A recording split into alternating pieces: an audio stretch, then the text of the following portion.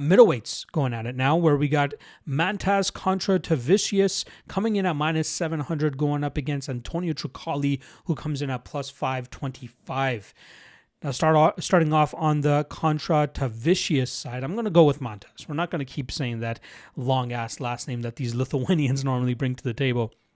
But Mantas is a guy I originally came across when I was studying him up for his Cage Warriors matchup, which was his last one before getting on to the Contender Series.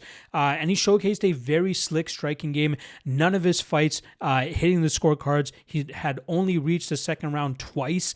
One of those, I believe he got finished in, and the other one he was able to get the win. But he usually brings a karate-type striking game where he blitzes the pocket very well with straight shots down the pipe. Then he cuts angles and gets back out into distance. But he's a very aggressive and very active fighter. His lone loss came against Aries FC champion Virgil Augen, who's actually a training partner of Axel Sola, who I'll be talking about later on this card. But Augen used a grapple-heavy approach, was able to slow Kondratavicius down, and then eventually find that second round submission. And then when Mantas fought on Cage Warriors, he went up against Michael Chamu, who, if you know, you know, right? Chamu is one of the more entertaining fighters on Cage Warriors.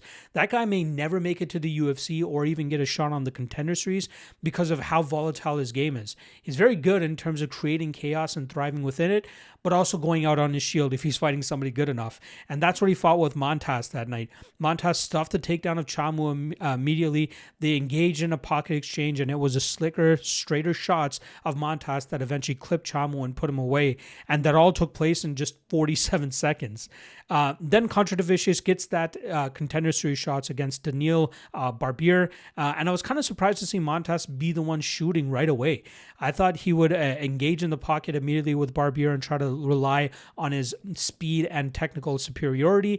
But after Barbier stuffed that takedown attempt and they were forced to exchange once again, Kondratavicius showed why he was going to get his hand raised that night by landing that straight shot down the pipe and putting Barbier's lights straight out.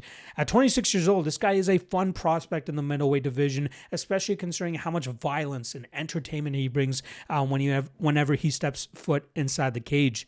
Now, he's going up against Antonio Trocoli, who is winless in the UFC. This guy has not won a fight since, I believe, November of 2021. You know, it's 5.5 years since he's gotten a win.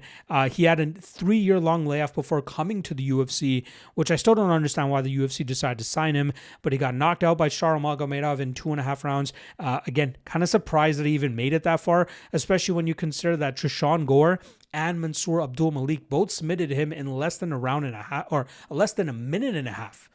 I don't know what Trocoli does great. You know, he's very hittable.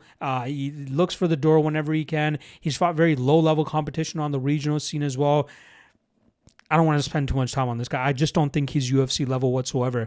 I'm expecting Mantas to pretty much run through him here. I think if he puts the pressure on Trocoli immediately, Trocoli will break and eventually fold. And I don't mind the early round props here on Kondratavicius.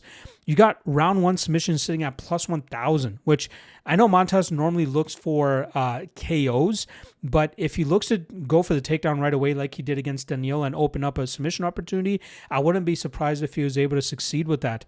But still, round one sitting at +115 on a -700 favorite, I don't think that's a bad spot either. So I'm going to go with the Lithuanian here to make short work of Antonio Trocoli. Yeah, I'd rather take the round one prop than his money line though.